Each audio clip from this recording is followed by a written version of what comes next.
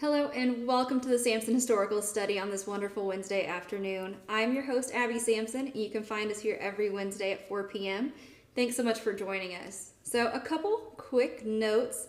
If you watched our Headless Horseman video or our full reading of The Legend of Sleepy Hollow, first of all, thank you. And I hope it really put you in the Halloween spirit and the spooky season. But I did want to show you guys this book. I actually found it after doing those videos. And it is by Henry John Steiner, and it's all historically annotated. So actual kind of points of reference, maps, things like that for The Legend of Sleepy Hollow and the kind of real areas of that folktale. I highly suggest this book. Really, really love it and wanted to share it with you all for future reading, especially this time of year. So, by Henry John Steiner.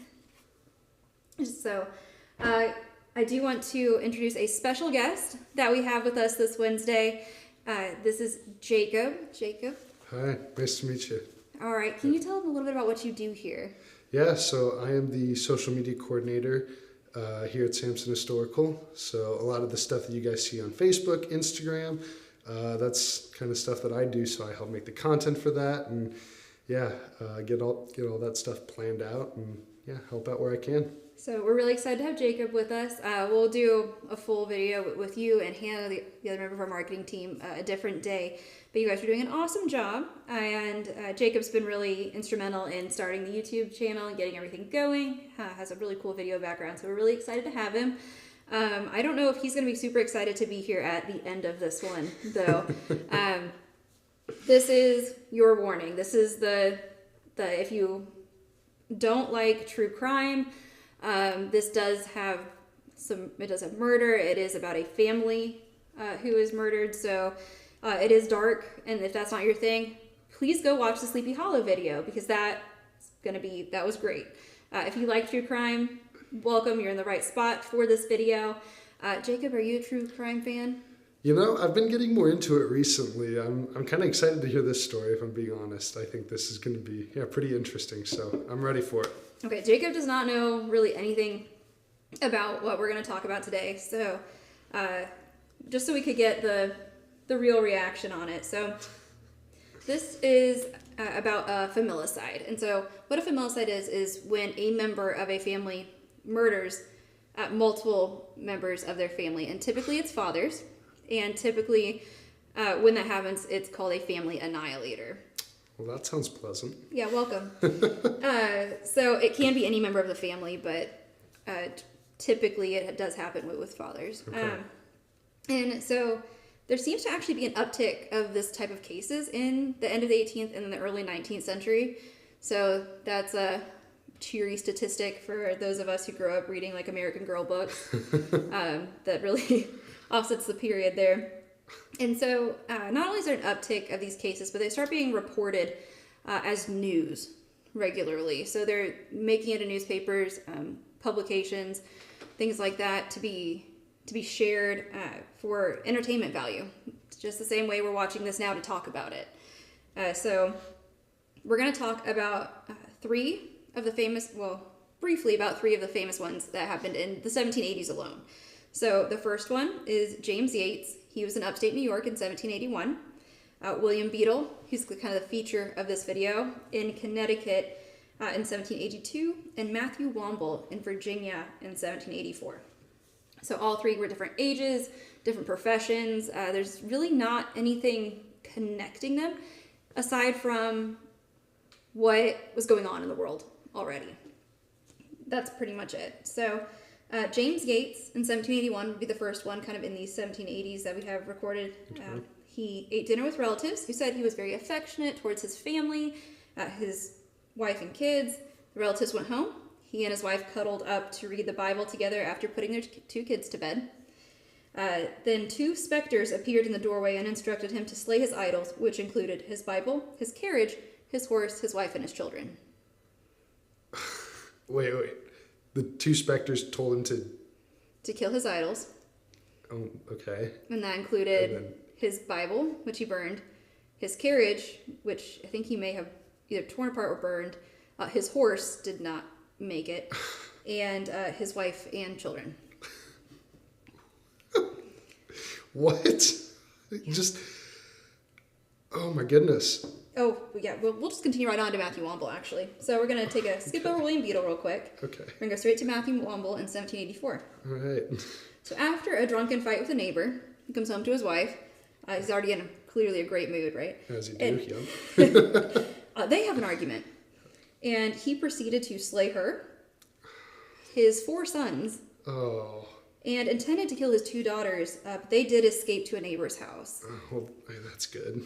After the fact, he did admit to everything, admitted to being drunk, admitted all of that, but added it was Satan. So, true, but Yeah. that's not really a cop-out, right? Oh. So up on the screen right now, you actually have one of these reports. This is over William Beadle that's done in that magazine for entertainment value.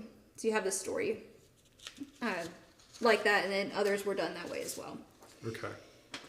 So that brings us to William Beadle, and we're gonna do some backstory, and some of this probably did contribute to the other 2. But we're going to get really specific into what contributed to William's kind of demise, really. Right. So it's 1774. The port of Boston is shut down after the Boston Tea Party as punishment to the citizens. So that means there's nothing coming in, there's nothing going out, there's no commerce, no money, which is problematic for everybody.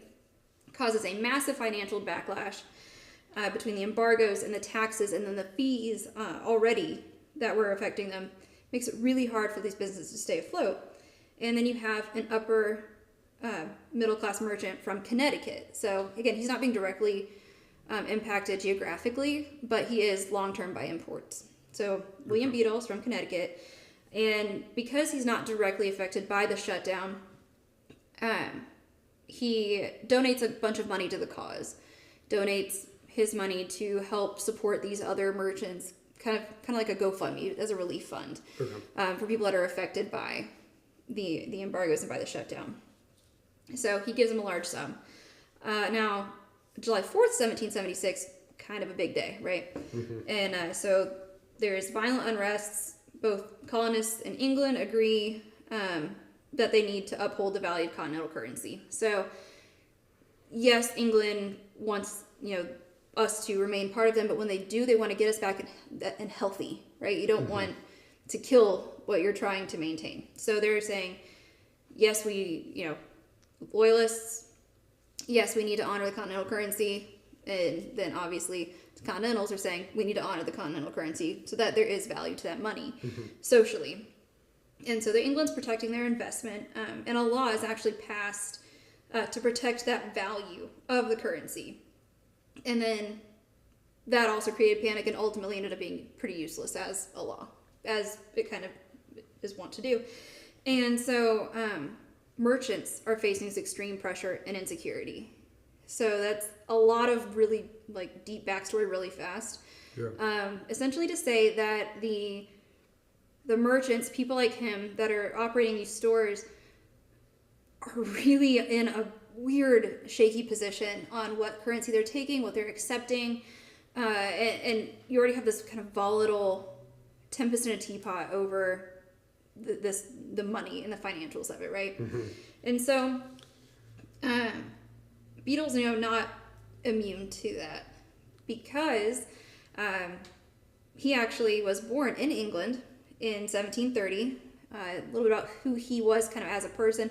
Very small in stature, a slight man, known to be kind of introspective and very intelligent, strong opinions. So he's actually very well respected in his community, which I feel like it happens that way a lot in these stories. They're like, it was such a great person. It's never this person they're like, yeah, no, we saw that coming. It's always like, such a nice guy. How could it be him? Right. He grew up in England and actually created a reputation in business for himself in London. And he started attending gatherings of what are called deists, and it's a sect of religion. Okay. And so, deist is not a term we hear a lot anymore. I do actually have a definition that was given in the period for deism, so to kind of lay that groundwork. In the 18th century, he believed that the only way the existence of God can be proven is to combine the application of reason with observation of the world. there's a heavy focus on human nature and reasoning being the highest law versus divine law. So they're saying reasoning comes down from God, and so that makes it divine versus the divine hand of God in things. And there's a lot of different like complexities to like with any religion. This is very quickly boiling it down. So by no means am I trying to, kind of surmise this is the only thing about deism. This is just, again, a little bit of a spectrum. Yeah. There's a lot to that. But it's important to note because this is where William starts to get his reasoning and his justification for the actions that he takes. Oh. Yes. So, we do have some writings and things from him, journals that he was doing, letters. And we're going to have our first direct quote from Mr. Beadle here. I mean to die a proper deist. I really think there never was anything done wrong in the world. But like my friend Pope believe that all is right. That we are all impelled to say and act, and that we do say and act, that a tyrant king or 2 or 3 fierce republicans deluging 3/4 of the world in blood, that my killing my family, that a man destroying a nest of wasps or a fly escaping from another man that means to kill it, is as much directed by the hand of heaven as the making this whole world was. And if this is the case, then there is no such thing as sin.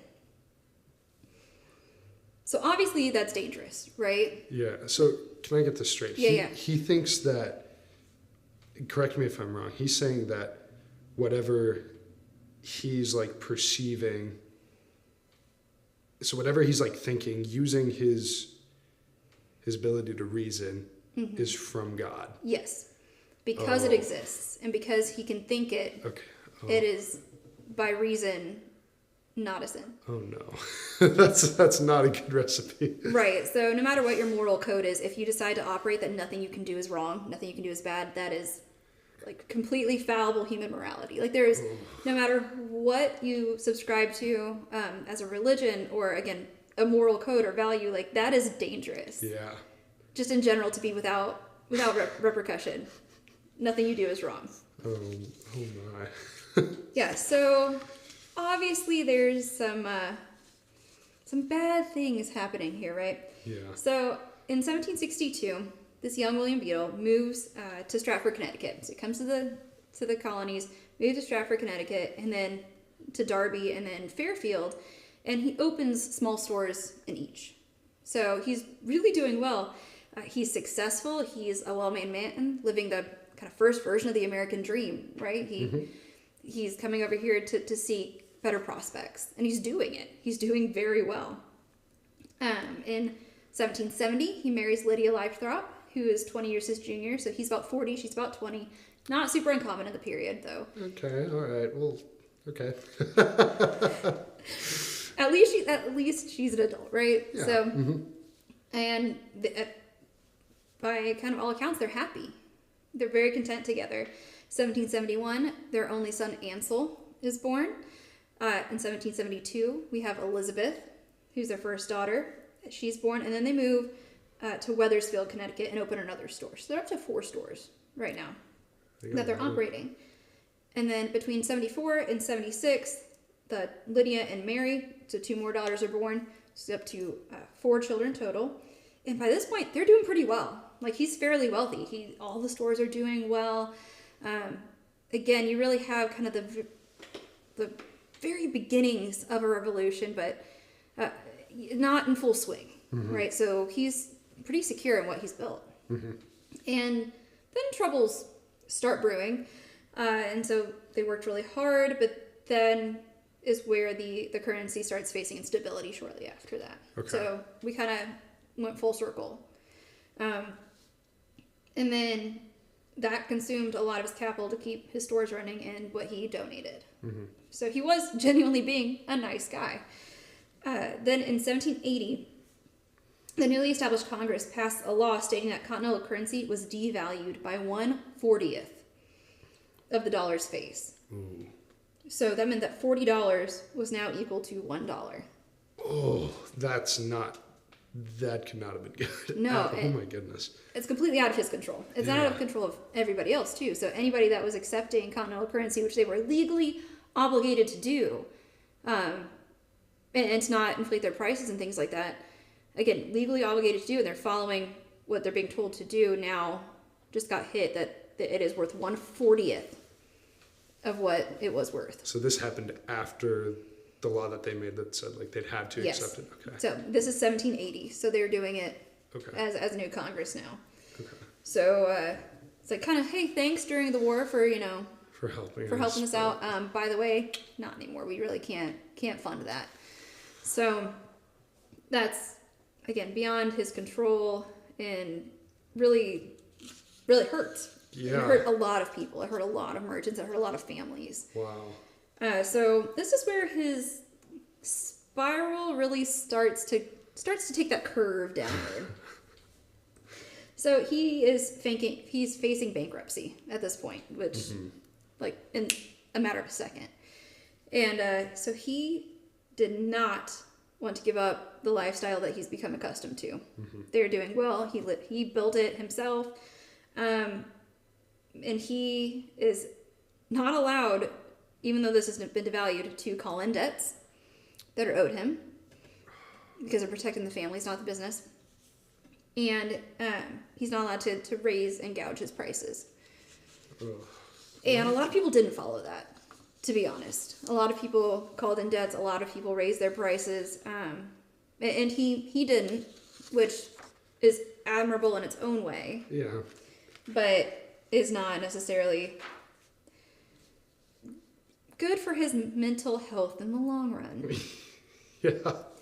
So he writes to his friend, Colonel John Chester, if you want to remember that name, regularly mentioning financial woes and this potential loss of status that he's afraid of. And so Colonel Chester was actually from Wethersfield. And that's going to become important to remember as we're going, that Colonel Chester was connected and known and from Wethersfield, Connecticut. It's not that big of a place, right? And in one of his letters, Beadle wrote about death and how he could save his family if he killed himself and his children to spare them the anguish and humiliation of living in destitution. Seems like at least a bit of a red flag. You'd think. It's kind of a see something, say something thing. Yeah, but I guess not. No, if we just let that go. Oh, he's just having a bad day. In financial ruin. I'm sure he's fine. It's all good. So all of his writings focused on trying to avoid poverty without raising prices in his business. Beadle said his own death would not spare his family, as his children would have to learn of his failings and they would be shamed by his actions and left behind to face his shortcomings. While it kind of alarmed Chester, he says, well, he had no idea that he would actually act on it. And so this is just, at this point, it's one or two letters, right? He's mentioning if I were gone, things might be better. And granted, he's facing a lot of things in his life, but that's obviously never the right choice. Yeah. But again, Colonel Chester's not really being a super great friend here. And then between 1780 and 1782, according to his journals and letters, Beadle starts rehearsing a plan. Oh, no. Yeah. So that's a long time. That's 2 years. 2 years? Starts rehearsing. Oh, my goodness. Yeah.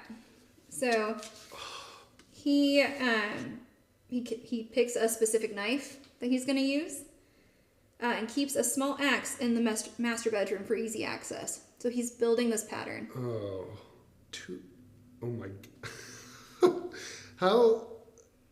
I have so many questions. How did his family not notice? That's what I think. Like, how did his family not notice this? Like, oh, I'm just gonna, keep this axe in my bedroom, just in case. Firewood needs chopped or something. I guess, but I mean. So that it does come up. We'll get there. It does come up. Okay. So he then starts mimicking what he's going to do. He is walking through the steps for 2 years. He would wait for Lydia and the kids to fall asleep and to go to bed. And then he would take the axe, walk into the children's bedroom, and stand over their beds and watch them. Oh, no. Oh, no. What? For 2 years? Yeah. Oh, no. 2 years of... Oh, my goodness. How did his kid... I mean, I guess I don't want to jump the gun. Like, imagine being the kid in that. Like, your dad's just standing over there. Oh, hey, son, how's it going? Hey, Dad, why you got the axe? That's awfully odd. Oh, no. So he does this for 2 reasons. The first one is to make sure he's actually able to maneuver into position in time and to act. The second is, I think it's somehow scarier. The second is to see if he feels any remorse or hesitation or doubt. Yeah, that's unsettling. He writes again to his good buddy, Colonel Chester, who gets 0 points for being the MVP. Yeah. I can handle and look on the weapons of destruction and the dear objects that are to fall by them without tremor and without fear, because I function in the will of God. Colonel, what are you doing? He's telling you everything. And then, oh my goodness. And then in another letter, right behind there, I really believe that the true God supports me. While I am writing these very words and meditating this intended deed, no singular anguish of mind affects me. Oh, Colonel, you have... I'm lost for words, honestly. I can't believe, like, someone would just have, like, the thoughts like that. And then, 2, I mean, Colonel, you know what's happening. He has told you what he's going to do. What are you doing? You've got to do something. Right, and so the first time I actually went through this case, I didn't realize that Colonel Chester was from the area. And... finding out that he was, I was like, maybe he didn't know how to reach somebody, but at that point, like, there's a justice, there's a parish, there's somebody you can write to, right? Even if you're not sure Lydia would get the letter, there's somebody there. But finding out that he is connected in the community, any number of people he could have reached out to. Wait, so they're in the same town then? Yes. Colonel Chester's out doing other things, but he is from the same town. So there's opportunity there. And, I mean, if he's writing this stuff for 2 years while he's rehearsing this, I mean, he's probably writing the Colonel, like, pretty, I'd guess, somewhat frequently about this. Enough to where the Colonel would have time to respond. Oh, very much so. They were writing back and forth. Oh, there is time. What? Oh, no. Colonel, what are you doing? Yeah, so... we get to 1782, which is the last year for the Beadle family. Oh, no. Jacob's regretting every decision to agree to be on today's episode. Oh my goodness. I did warn him it would give him nightmares. So William really focuses on killing himself and the children. He's really debating on whether he needs to kill Lydia or not, which would be his wife. He believed that neither the murders nor his own suicide would be seen by God as a sin, as he was doing it to save his family. So, and now he starts writing his will. So, he really goes back and forth on Lydia because his thought is that she can remarry. So she can regain a reputation without him. Okay. But his kids can't. So he goes back and forth on whether she needs to go also. Yeah. You have no idea how accurate that hand gesture is. Oh, no. So, for the record, all of this laughter is nervous laughter because this is terrible. Yeah, this is nervous laughter. So, November 7th, 1782, he decides this is the day. Lydia's gone on a trip. He decided she did not need to go. But then Lydia has a dream of blood-stained papers and comes back 10 days early. So November 7th was not the day. And then he decides to wait until November 18th. And it says, in one of his letters, he says, I'm sorry, this may have been the journal. I have prepared a noble supper of oysters that my flock and I might eat and drink together, thank God, and die. So, wait, can you read that again? Sure.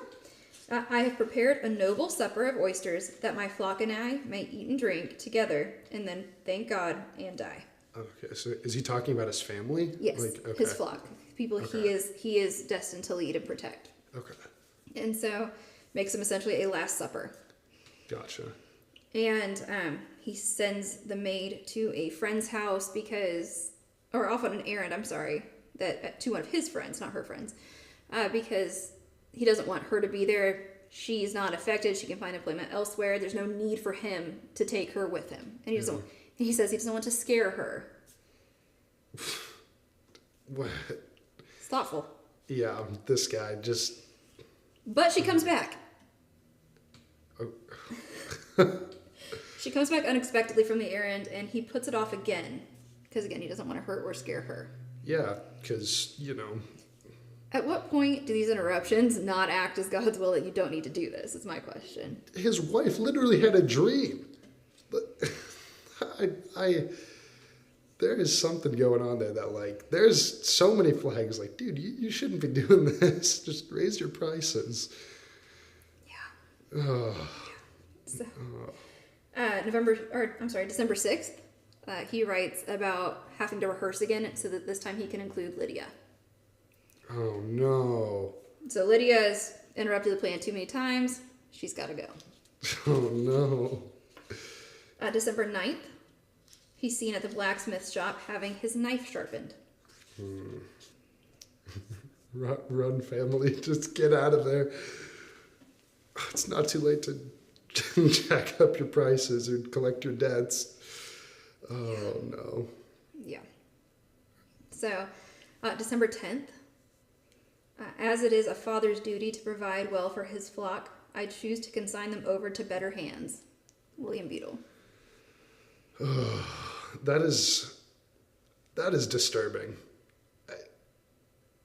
It's like his own little cult that he's leading himself on. And it's just him. It's just his very narrow road. Oh, no. He wrote Chester again. Thank heaven, for I believe the day is now come. This is a glorious one, and Providence seems to smile on the deed. I don't think so. I don't think anyone's smiling about this. I mean, oh my goodness. All right, and so the Beatles actually end up having guests over. And by all accounts, again, William is having a great time. He tries to keep his friends there later. He doesn't want the evening to end. So he's in a really jovial mood. And we look back, it actually is very similar to one of the cases I mentioned at the beginning. They had guests over, they were fine. Those two really nosy specters came in and kind of ruined their party. But it is that same thing. Things were fine.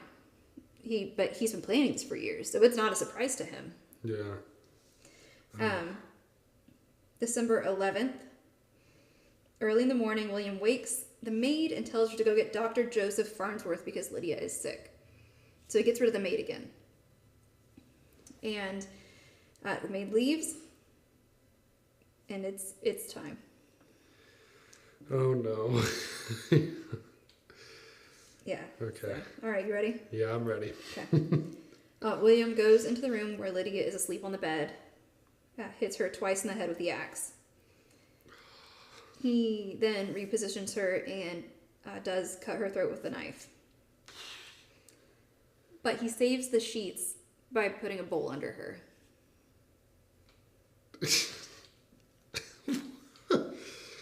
You're murdering your family and you're worried about the sheets.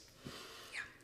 That makes sense. Then he covers Lydia's face with a handkerchief. Which, if you're a true crime person, you hear a lot of things and read and podcasts and whatnot. That's really often a sign of remorse. That you can't have the victim look at you.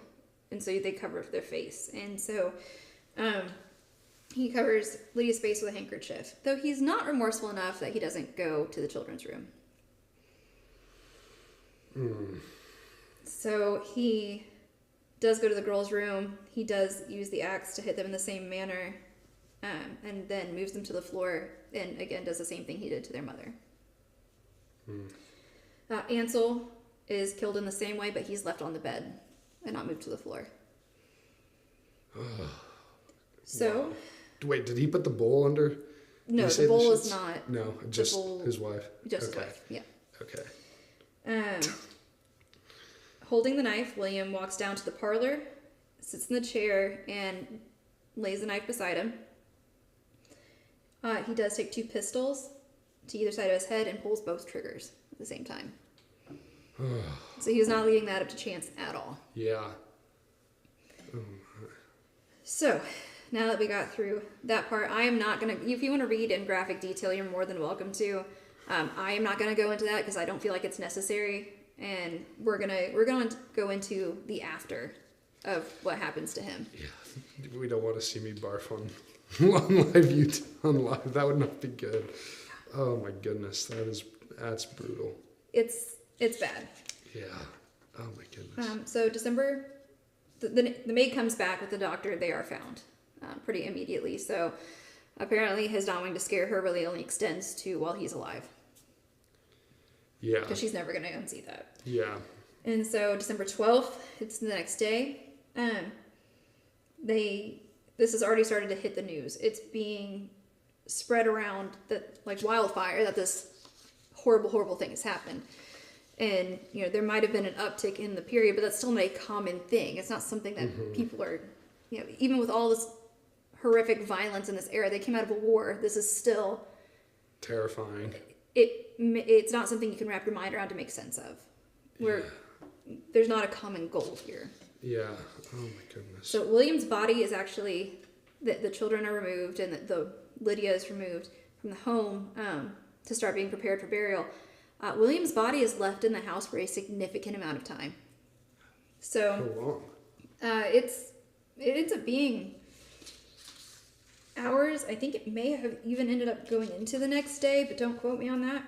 And the reason is because nobody can figure out what they want to do with it. So we actually have a really neat account, and I use the word neat as a research perspective, from a writer named Stephen Mitchell. And he writes a book about the entire situation, but he witnessed this part. So he is writing a firsthand account of what happens after. So he describes a crowd that is almost frantic with rage gathered outside the Beadle home. And they're demanding the body of William Beadle. So everyone knows it's him right away. Oh, yeah. But then it's probably pretty obvious then. Yeah, and he left a will, so he wrote things down. Oh, that's right. And he has all these papers. Colonel Chester's still nowhere to be found, so nobody knows anything from him. Yeah. But, no, it's very clear what he's done. And so there was this huge debate on the level of respect that his body deserved and would receive. I mean, I guess that makes sense. I mean, it's a religious people, and you have this crime, and there's nobody to hold accountable for it because he's gone. Mm-hmm. And so, what can you hold accountable to make this feel, just like to feel justice? Mm-hmm. So more than one person actually wanted to bury him at an unmarked grave without a coffin at a crossroads, which is with a stake driven through it, which is actually really significant. And it's an older, even in this period, it was a kind of old concept. And so the significance of this is that it's rooted in superstition, and a lot of times it's for the soul of someone who committed suicide would not be at peace and could roam, because so essentially their spirit never goes to rest. Okay.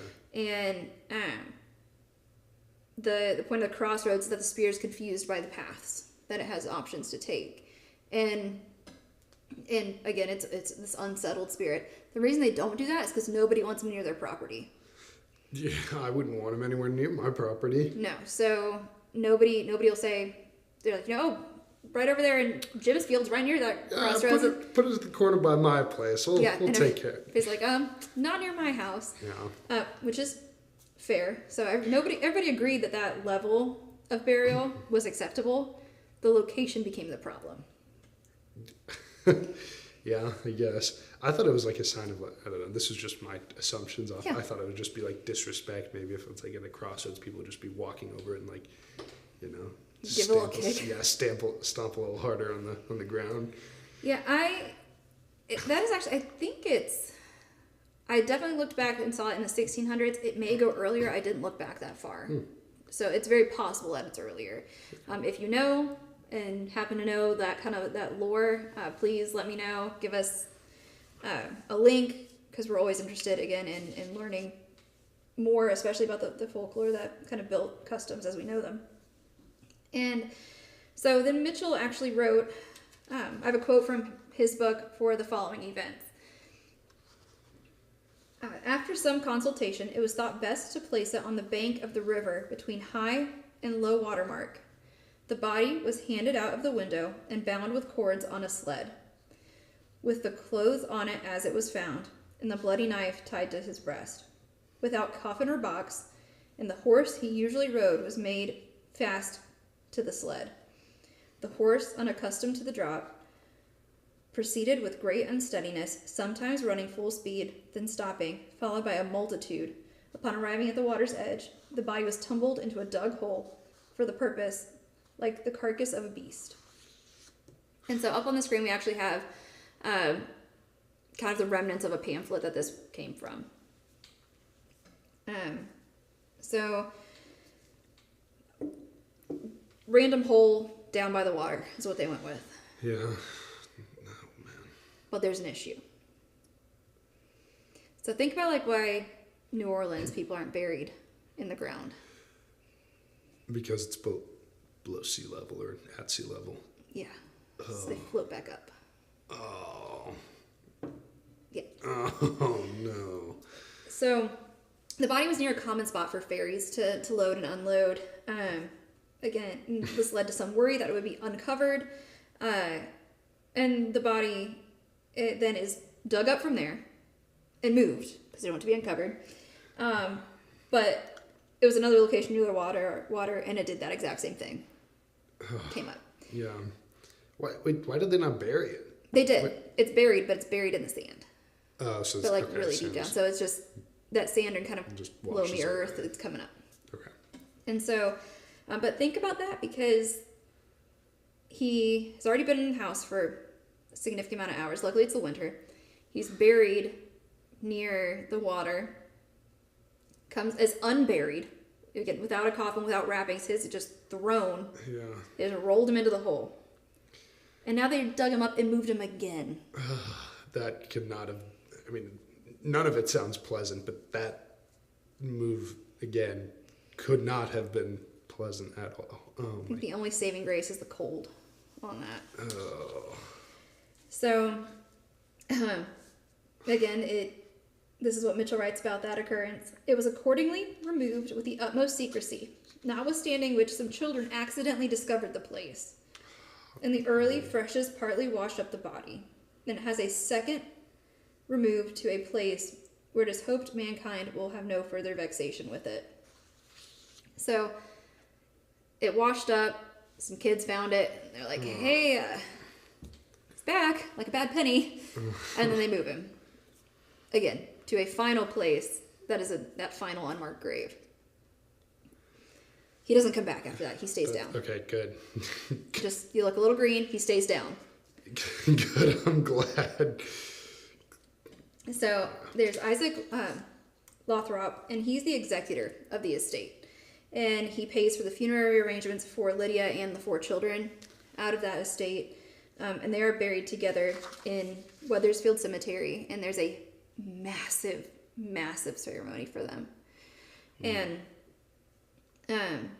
with every single respect, this happens on December 13th. So very, very quickly.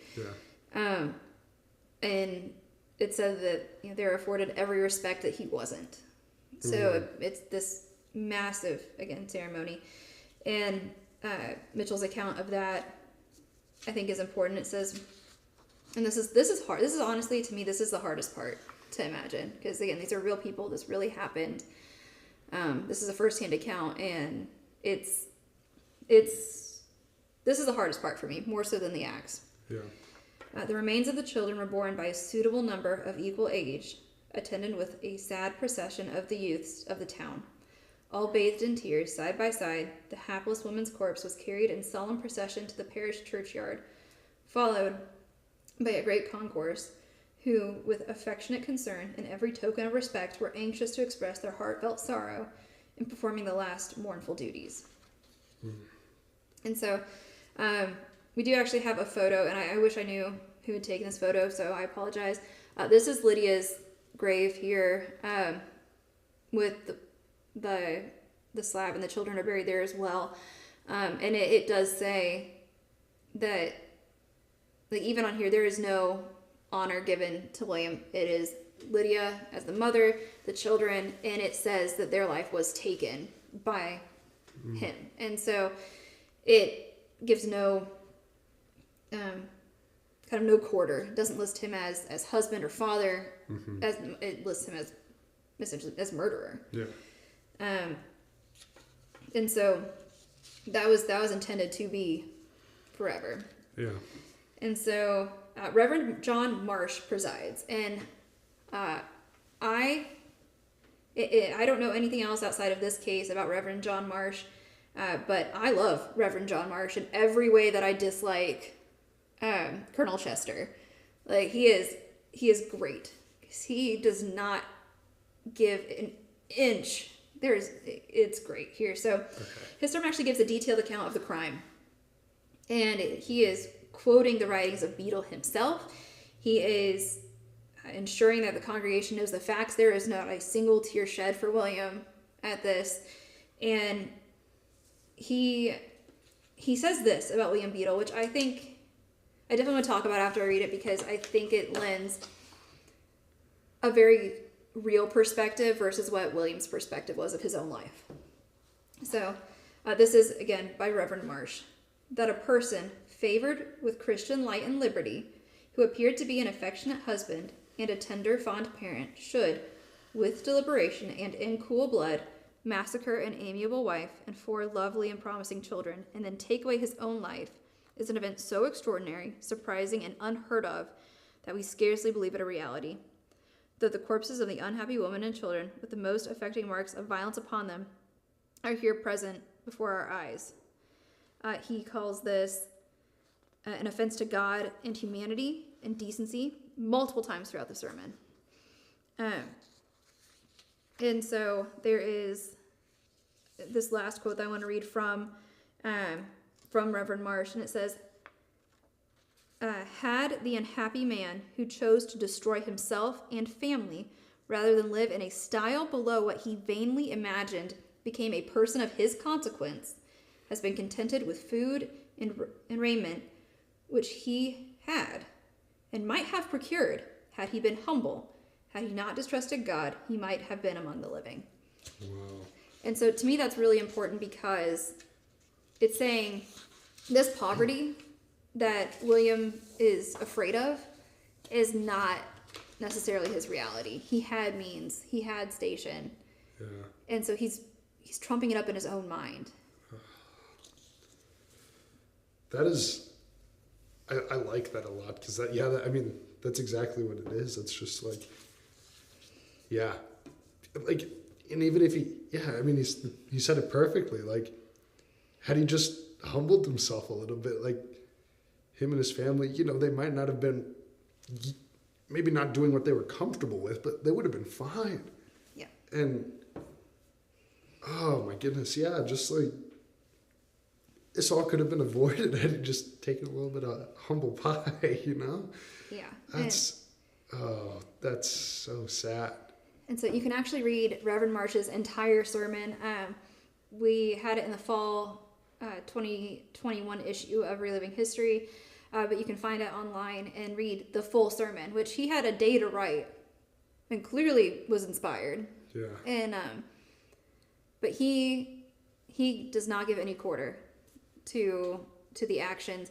And I think it's really, again, it's interesting because it shows the reality of the circumstances, which, yes, things were not as good as they were. Things were obviously very stressful for William, but think of the amount of time he dedicated over those years to planning this that he could have dedicated to, I don't know, remedying the situation.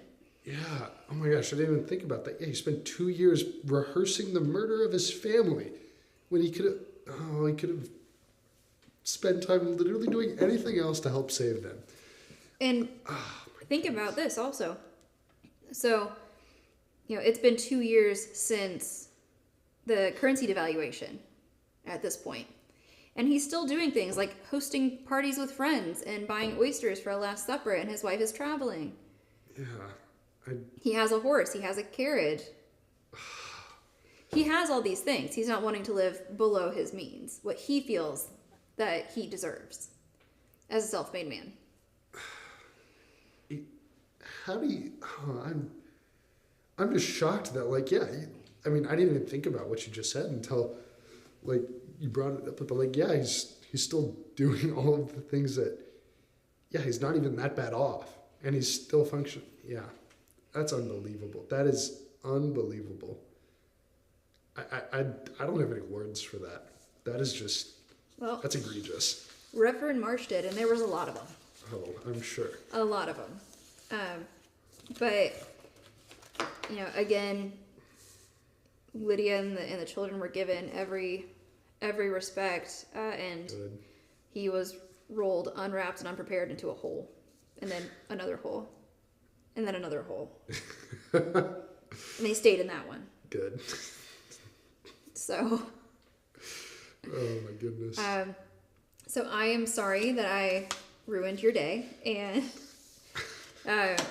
again, for the record, Jacob did not know that he knew it was a true crime case, but he didn't know what the case was before coming on here today. And want to leave you with this image here. This is a poem that was written about the actions of William Beadle, and it does have different texts and different images, and it is definitely worth looking up. And so again, that's kind of to summarize the Beadle case of what's going on. We do have these images that we'll link to in the notes as well. And so to kind of, let's bring things up a little bit. We're gonna put this aside for now. Okay. What happy things are happening with your kind of in your world and with marketing and? Yeah. So, wow. We do have a lot coming up. We're starting to get prepared for the not only Halloween but the upcoming holiday season. So we're working on continuing to improve social media, getting all sorts of content ready for you guys home, and then we're also looking to really start expanding the YouTube channel. Something that yes. We're pretty excited to get moving on. That be more regular videos like the one you guys saw earlier this week. More regular videos going into more, not only doing like other videos for like our products, but also like learning more about history in those videos. So lots of fun stuff going on there. I'm definitely excited to get working on some of the filmed content versus the live content, and the ability that brings for us to do different topics and different things. So if you guys have suggestions on things that you want us to talk about, please let us know. Everyone make sure to say hi to Jacob. And if he'll come back on the show, we'll have him again for maybe something that's happier. Once he's done sitting down there making Christmas things, eating Halloween candy, trying to get over this one emotionally. Yeah, a lot of Reese's after this. But thank you all for being here. Again, this one was pretty dark. I think we're going to bring it up a little bit next week. And I don't think it gets darker, so we're happy to have you. Thanks so much for sticking with us. Please check out the Sleepy Hollow video, and that one is long because it reads the full Washington Irving Sleepy Hollow. But we also have the Legend of the Headless Horseman if you want a little bit of history behind Sleepy Hollow, and that's again a fun one. And that one is in fact family friendly, and I think very very festive. So thanks so much for being with us today. We really appreciate it, and have a wonderful week. Bye.